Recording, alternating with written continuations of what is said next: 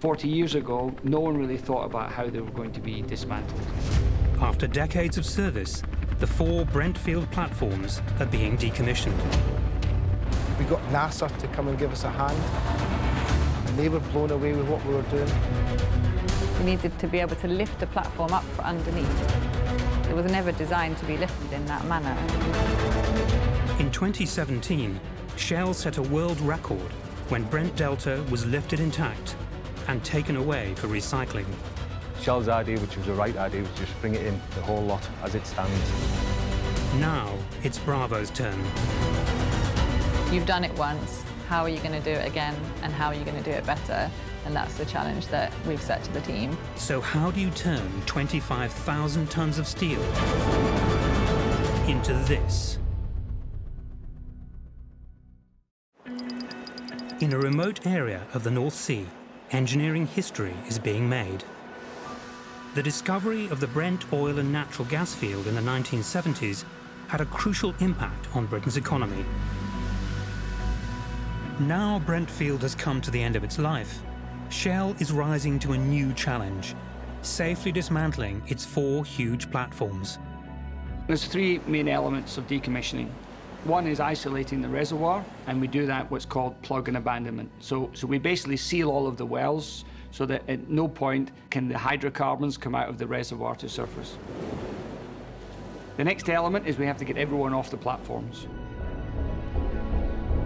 The final stage is dismantling, and the decision was made not to attempt this on site, but to remove the entire upper platform, the topsides, as one unit. We lift the topsides and we transport them to shore, and there we dismantle, and then as much as possible we try and recycle. So in Delta, for instance, we're managing to recycle over 97%. The whole Bravo lift has been streamlined to give a 70% reduction in preparation work. We looked back on Delta and said, OK, it was a success, but how can we do it even better? So that then, when we come to do it for Bravo, there was less work offshore, so it was safer, it was more efficient, and it really meant that the overall removals part of the project was, a step change. We learned so much from how we lifted the Delta, and when we came to the Bravo, we changed tacks slightly. We went for a slightly different method that we thought was better, safer. Bravo is firmly fixed to its 150-metre high base. A new method was developed to cut it free without installing the steel bracing used in Delta. To maintain both the strength and stability of the platform, Shell and their partners came up with the idea of putting in shear keys. So this was done by core drilling into the concrete walls of the legs. This core was then removed and a 300-kilogram steel shear key was put in its place.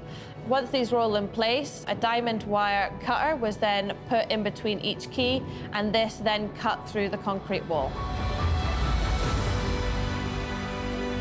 Shear keys play a vital role in securing the platform. We've got the gravity downwards force that holds us, but the shear keys also help us from a sideways perspective. If we have any large waves that come through here in the height of the winter or in the spring, then those shear keys hold us in position and stop any sideways or lateral force.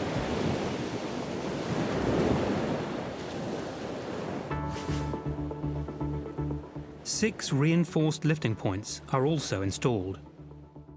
We learned a lot from Delta. There was a lot of welding involved with that kind of project. On Bravo, we did the concrete lift points. So this reduced a lot of the welding under deck and, reduced the man hours too, so a lot less risk of someone getting injured during the work. Unwanted equipment is cleared away. We've been going around the whole platform bit by bit, and as you can see, the platform's looking quite bare now, and lots of things have been backloaded by vessel and gone back to shore. The crew prepares to leave, or down man. The downman process over the next week is all about making the platform safe and tidy in preparation for the lift. And so we get to a point where we have what we call the golden chopper, which is the final chopper that leaves the platform. As the chopper arrives, we will TPS, which is total platform shutdown. So we'll be in the control room, push the final button, and then walk up to the chopper and get on the chopper. And then that's us. When people get on that final chopper and it flies away, that's quite an emotional thing. We are saying goodbye to an iconic platform here.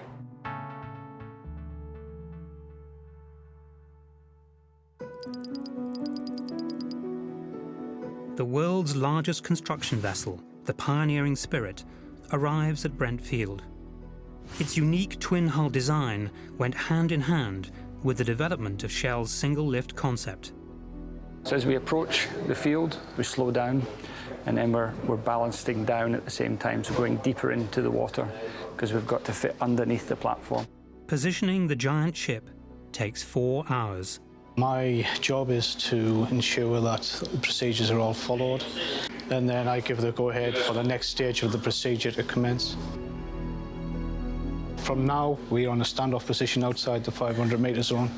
The next step is to move in to close proximity around the platform, go underneath the platform with the bows of the ship, connect all of the lift points, and then the next stop will be ready to fast lift.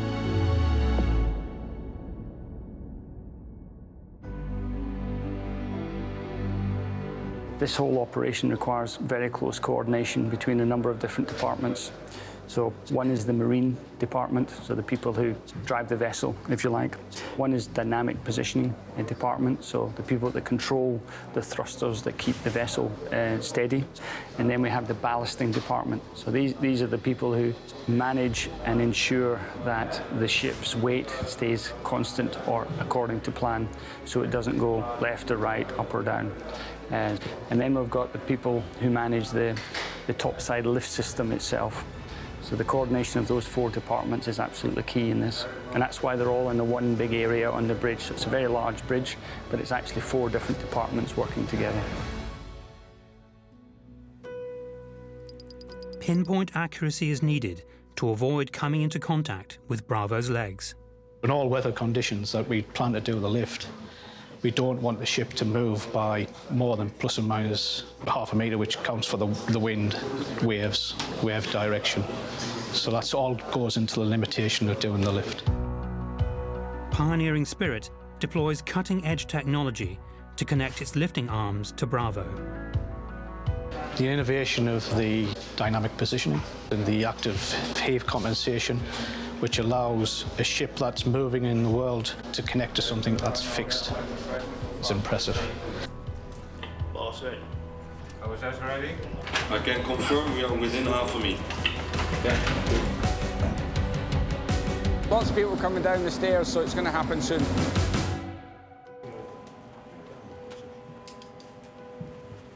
There we go.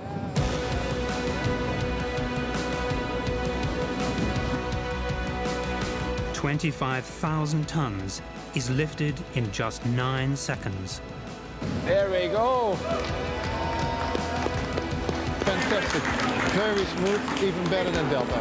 Absolutely brilliant when years of work come together and everything works at the time when it has to.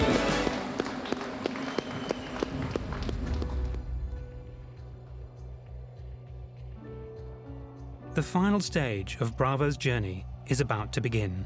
Once we've lifted the topsides, that's the point of no return, because you can't put the topsides back down again. So basically we have a clock that starts to tick.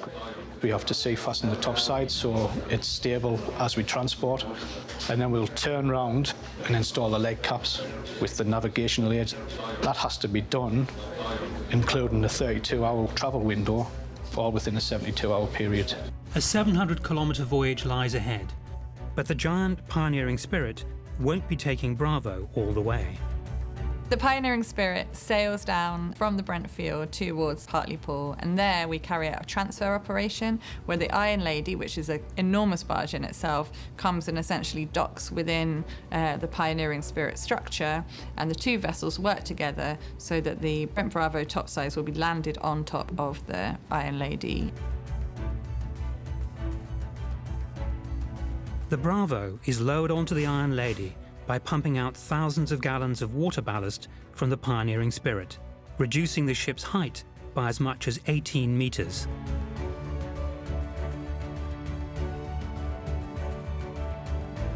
Then all seas need to tow in the Iron Lady barge through the Seaton Channel towards the Able facility. Now, the barge doesn't have its own propulsion, so we need 4 tugs to basically maneuver it down this channel safely with the topside sitting on top of it at the right tidal conditions so that we can sail all the way in one operation, and then Allseas will maneuver it in and moor it alongside the quay at Able.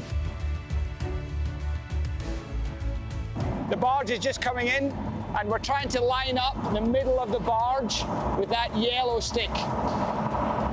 So the gentleman standing with the radio, green hat, blue coveralls, he's the barge master. He's in control. He's the only guy that's communicating to the 4 tugs. And at the moment, they're maneuvering into the right place. We have to get this very accurate because we're going to install the bridges to bring the whole lot down. It takes 10 hours to push the Bravo ashore so that recycling can begin. Shell want to do things right. Let's recycle it, let's dispose of it correctly. And that's what they've done. They've come to Able, and we've promised them 98%. The Brent Field's been obviously part of oil and gas history for 40 years, and now it's amazing to see it both, first of all, come on shore, and then the way that it's been processed and essentially sent away again in smaller pieces to be recycled is already pretty impressive sort of recycling of history. And just being part of that journey, the final part of Brent, for me is like a massive honour and responsibility to take it apart, to do that successfully, and to show the industry that we can do a single lift dismantlement.